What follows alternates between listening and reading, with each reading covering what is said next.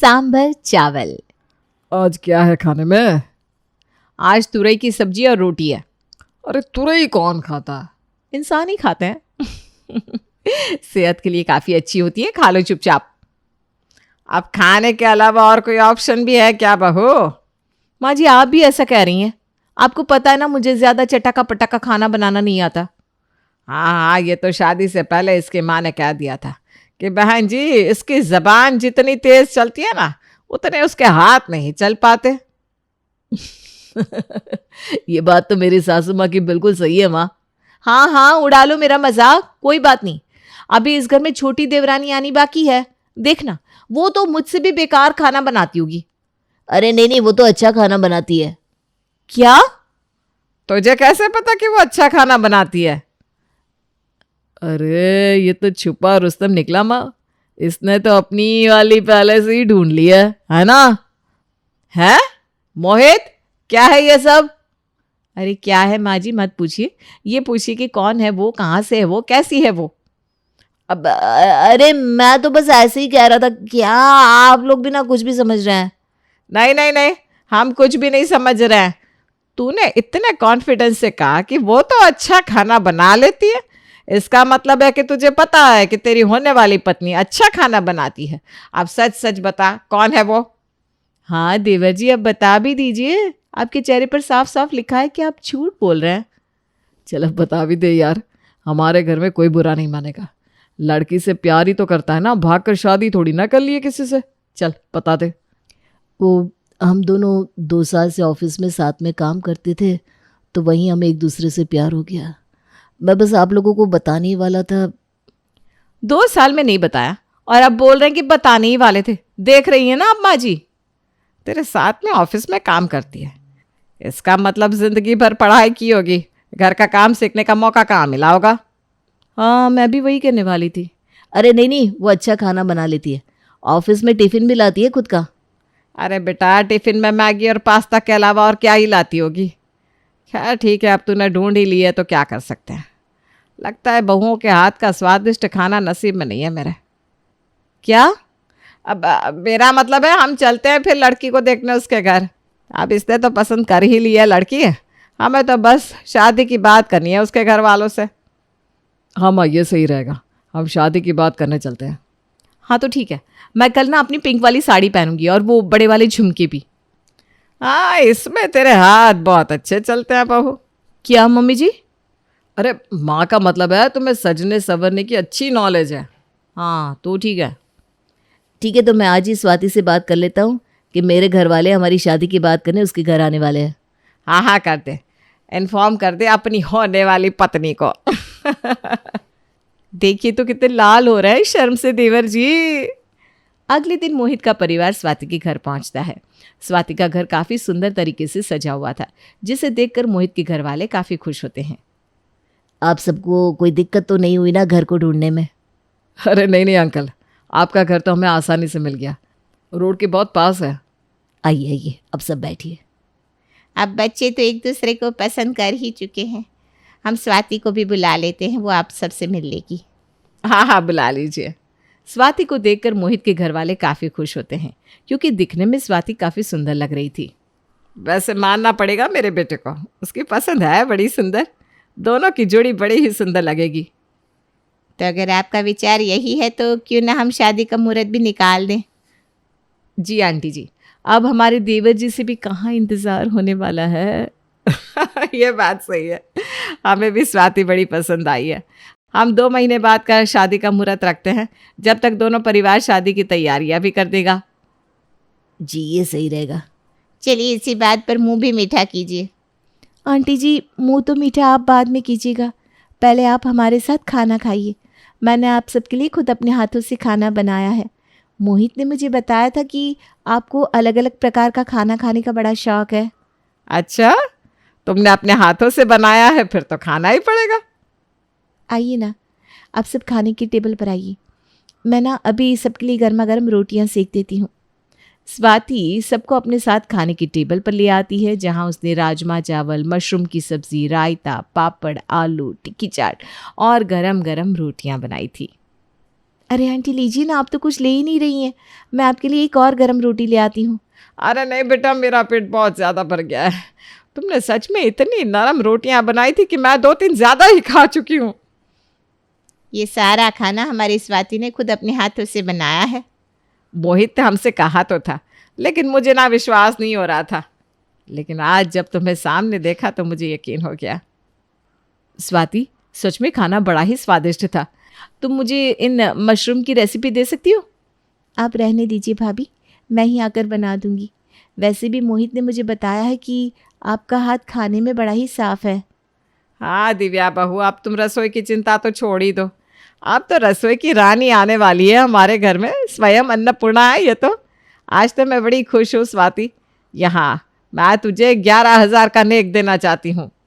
स्वाति सबके सामने दिव्या को उसकी रसोई के लिए ताना मार देती है, लेकिन दिव्या पलटकर कुछ नहीं कहती।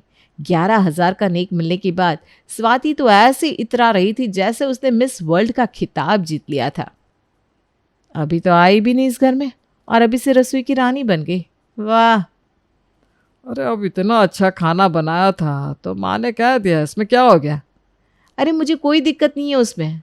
मैं जानती हूँ कि वो अच्छा खाना बनाती है, लेकिन यूँ दूसरों को नीचे दिखाना तो सही बात नहीं है ना। मेरे हिसाब से ना तुम कुछ ज़्यादा ही सोच रही हो। होता है, अभी तो वो इस घर में आई भी नहीं और तुम हो कि उससे जल रही हो। मैं जल रही हूँ? कुछ भी। उसने मुझे ताना मारा सबके सामने, वो किसी को नहीं दिख रहा। अरे मैं समझ रहा हूँ, लेकिन तुम बड़ी हो और इस घर में तुमने सबसे ज़्यादा समय बिताया है, इसलिए तुम्हें बड़े होने का फ़र्ज़ निभाना है। वो घर में आएगी तो अपने आप समझ जाएगी। हाँ ठीक है, अब तुम इतना कह रहे हो तो मैं चुप हो जाती हूँ। मैं बड़ी हूँ तो मुझे समझदारी दिखानी होगी ना। ये हुई ना बात, कितनी समझदार है मेरी पत्नी। दिव्या को बुरा तो लगा था, लेकिन उसने बड़प्पन दिखाते हुए दिल को बिल्कुल साफ कर दिया और लग गई अपने देवर मोहित की शादी की तैयारियों में और बड़े ही धूमधाम से उसकी शादी भी करवाई। सारे मेहमान बड़े ही खुश थे शादी में आकर। सुख से शादी हो गई। हाँ माँ जी, मोहित की शादी में आकर तो सब लोग बड़े ही खुश हो गए और हमारी स्वाति बहू को देखकर तो और भी ज़्यादा खुश हो गए। मैंने तो सबको कह दिया कि सबको शादी के बाद आना है मेरे बहू के हाथ का खाना खाने के लिए। हाँ हाँ ज़रूर माँ जी, मैं सबके लिए इतना स्वादिष्ट खाना बनाऊंगी कि सब लोग याद रखेंगे कि आपकी बहू ने खाना बनाया था। वैसे भी भाभी ने तो ये मौका आपको दिया नहीं होगा ना कभी। हाँ, दिव्या खाना ज़्यादा अच्छा नहीं बनाती, लेकिन उसने घर आए मेहमान की सेवा और चाकरी में कभी कोई कमी नहीं रखी। इसीलिए तो सब लोग उसे बहुत प्यार करते हैं। इस बार भी शादी में सब कह रहे थे कि कितना काम करती है दिव्या बहू। माँ जी आप ना सच में बहुत अच्छी हैं। नहीं तो भाभी जैसा खाना बनाती है वैसा अगर कोई सास खाती ना तो बहू को घर से ही निकाल देती। अरे इतना भी बुरा नहीं बनाती है दिव्या बहू खाना। हाँ, इतना भी बुरा नहीं बनाती हूँ मैं खाना देवरानी जी, जितना आप बढ़ा चढ़ा कर कह रही हैं। अरे आप तो बुरा मान गई भाभी जी, मैं तो मजाक कर रही थी बस। सब समझती हूँ क्या मजाक है और क्या ताना। अरे चलो चलो, शादी की भाग दौड़ में सब लोग थक गए, अभी सो जाते हैं। कल स्वाति बहू की पहली रसोई है। जी माँ जी, मैंने तो मेनू भी तैयार कर लिया है कि कल मैं क्या क्या बनाऊंगी। अच्छा चलो, अच्छा है। अभी जाओ सब लोग सो जाओ।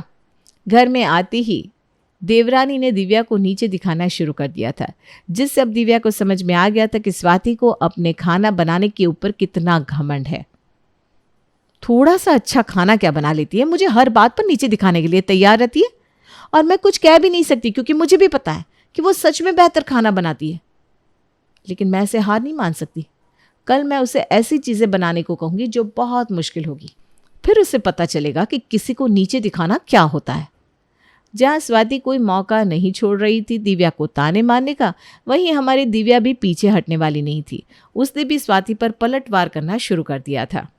अरे देवरानी जी, आप इस घर में आई हैं तो हमें बताने दीजिए हमारी पसंद कि हम क्या खाना चाहते हैं। हैं क्यों माँ जी? वैसे आप भी कहती हैं ना मैं खाना अच्छा नहीं बनाती हूँ, तो आप ही कुछ अलग सा बना दीजिए। अरे भाभी अब मैं अपने मुंह से क्या कहूँ अपने खाने के बारे में। आप बस बता दीजिए कि आपको क्या खाना है, मैं अभी बना देती हूँ। हाँ दिव्या बहू, बता दे तुझे क्या दिल है खाने का, तेरी देवरानी बना देगी। आज तुम अमृतसरी काली मखनी दाल बना लो। अरे स्वाति बहू, ये तुझे आता है क्या बनाना? माँ जी आपने मुझे दिव्या भाभी समझ रखा है क्या? आप लोग बैठिए, मैं थोड़ी देर में अमृतसरी काली मखनी दाल बना कर लाती हूँ, वो भी नान के साथ। आपने इतनी अच्छी दाल कभी नहीं खाई होगी। दिव्या ने ढूंढ ढूंढ कर स्वाति को बड़ा ही मुश्किल काम दिया था, लेकिन दिव्या को नहीं पता था कि स्वाति उसे पूरा कर लेगी। उसने थोड़ी ही देर में सच में अमृतसरी काली दाल बना दी, जिसकी खुशबू तो पड़ोस की गलियों तक जा रही थी। अरे स्वाति बहू, अभी तक तो गली के 10 लोग आकर पूछ चुके हैं, आपके घर में हलवाई खाना बना रहा है क्या? इतनी अच्छी खुशबू तो आपके घर से कभी नहीं आई। अरे माँ जी, आज तक मैं जो नहीं थी इस घर में, लेकिन अब आ गई हूँ ना, अभी तो मेरे ही चर्चे होंगे। एक तेरे और एक आयंगर अन्ना के चर्चे होते रहते हैं इस गली में। ये कौन है? अरे तुम इन्हें नहीं जानती, ये इस गली की सबसे मशहूर सांभर चावल बेचने वाली है। इनके चर्चे तो इतने हैं कि लोग बाहर से इनके सांभर चावल खाने आते हैं। अरे सच में, जब इन्होंने पहला यहाँ ढाबा खोला था किसी को नहीं पता था कि सांभर चावल भी कोई खा सकता है। लेकिन जिसने भी इनके सांभर चावल एक बार खा लिए ना, वो उसको भूलता नहीं था। लगता है आप लोगों को उनके सांभर चावल बड़े ही पसंद है। अरे पसंद थे। क्यों अभी नहीं है? अरे उन्होंने अब यहाँ से ढाबा बंद कर दिया और अपने गांव चले गए, लेकिन आज भी उनके सांभर चावल की खुशबू आहा हा हा हमारी ज़ुबान पर है। काश कोई फिर से खिला दे वो सांभर चावल हमें। हाँ सच में, अगर कोई खिला दे तो मैं तो समझूंगा कि उससे बड़ा मास्टर कोई नहीं है। अरे आप लोग चिंता क्यों करते हैं, मैं हूं ना। आज से पहले आप लोगों को शायद खाने का सुख नहीं मिला होगा, लेकिन अब मैं आ गई हूँ। आपकी सांभर चावल खाने की इच्छा मैं पूरा करूँगी। जितना तुम समझ रही हो ना, उतना आसान नहीं है सांभर चावल को बनाना। भाभी, आपकी मुँह से ना खाने की बात सुनकर ही मुझे हंसी आ रही है। मेरे लिए कुछ भी मुश्किल नहीं है, सांभर चावल ही तो है, इसमें क्या बड़ी बात है। सिर्फ सांभर चावल नहीं है, सांभर बनाना बहुत ही मुश्किल काम होता है। मैंने बनाया है, मुझे पता है। मैं अक्सर अपने मायके में बनाती थी। और उस सांभर चावल को खाता कौन था? शायद आप अकेले ही खाती होंगी। मुझे माँ जी ने बताया था कि आपकी माँ ने ही शादी में कहा था कि आपकी बस जुबान लंबी है, खाने में हाथ बड़ा ही तंग है। अरे ये तो मैंने मजाक में कहा था, छोड़ इस बात को। नहीं, एक काम करते हैं, आज रात को हम दोनों सांभर चावल बनाते हैं, फिर देखते हैं कि किसके हाथ में कितना स्वाद है। मुझे मंजूर है, बस आप हारने के बाद रोइएगा मत भाभी। दिव्या ने जोश में आकर चैलेंज तो ले लिया था, लेकिन अब उसे सांभर में क्या डालना है वो भी ठीक से याद नहीं आ रहा था। अरे मैंने कह तो दिया कि मैं बना दूंगी, लेकिन अब मुझे याद क्यों नहीं आ रहा। इसमें इमली का पानी पड़ता है या कुछ और डालती थी? मैं यहाँ सोच रही हूँ और अभी तक तो उस स्वाति ने बना भी दिया होगा। सांभर चावल बनाने में कौन सी बड़ी बात है, ऐसे ही मेरी जेठानी ने पंगा ले लिया, वो भी सांभर चावल के ऊपर। अब पछता रही होंगी। खाने का वक्त हो चुका था, सब लोग टेबल पर आ चुके थे और दिव्या और स्वाति का इंतजार कर रहे थे। स्वाति के चेहरे पर जहाँ खुशी साफ दिखाई दे रही थी, वहाँ दिव्या का चेहरा अभी भी कुछ शांत सा था। ये लीजिए आपकी पसंद के सांभर चावल। आज के बाद किसी को जब भी सांभर चावल खाना हो तो मुझे कह सकता है, बिना झिझक के। लाओ लाओ, मुझसे तो इंतज़ार नहीं हो रहा। मुझसे भी। अरे लाओ, मैं परोस देती हूँ। सब लोग स्वाति के बनाए हुए सांभर चावल को खाते हैं, लेकिन उन्हें वैसा स्वाद नहीं आता जैसा उन्होंने सोचा था। ये अच्छे है, लेकिन वैसे नहीं है जैसा अन्ना बनाया करते थे। हाँ स्वाति, उसमें ना वैसा वाला स्वाद बिल्कुल भी नहीं है। अब दिव्या बहू के सांभर चावल चख लेते हैं। माँ जी, आपको लगता है कि जो स्वाद मैं नहीं बना पाई वो भाभी ने बनाया होगा? अरे लेकिन उन्होंने इतनी मेहनत से बनाया है तो हमें खाना तो चाहिए। हाँ लाओ दिव्या, सांभर चावल परोसो हमें। दिव्या के बनाए सांभर चावल चखते ही कोई कुछ नहीं कहता, सब चुप हो जाते हैं। मैंने तो पहले ही कहा था कि। भाभी, आपका हाथ कहाँ है? प्लीज़ मुझे दीजिए, मैं चुमना चाहता हूँ। अरे दिव्या, तुम नहीं जानती हो, ये सांभर चावल अन्ना से भी अच्छे हैं। अरे यहाँ दिव्या बहू, ये ले मेरे हीरो का हार। मेरा तो मन ही नहीं भर रहा ये खाकर, ला और लेकर आ। मुझे भी दो, मुझे भी प्लीज़ और चाहिए। स्वाति सांभर चावल चक्कर देखती है तो वो भी अपनी उंगलियां चाटती रह जाती है। इसकी रेसिपी क्या है? तुम तो रहने ही दो देवरानी जी, अब तो मैं ही बनाऊंगी इस घर में हर बार सांभर चावल। हाँ हाँ स्वाति बहू तू रहने दे, और इस सांभर को ना जाकर रसोई में रख दे। दिव्या के सांबार चवल ने स्वाति को ये समझा दिया कि हर इंसान अलग होता है और उसकी काबिलियत भी, इसलिए किसी को नीचे दिखाने से पहले हमें उनकी अच्छाइयों को पहचान लेना चाहिए।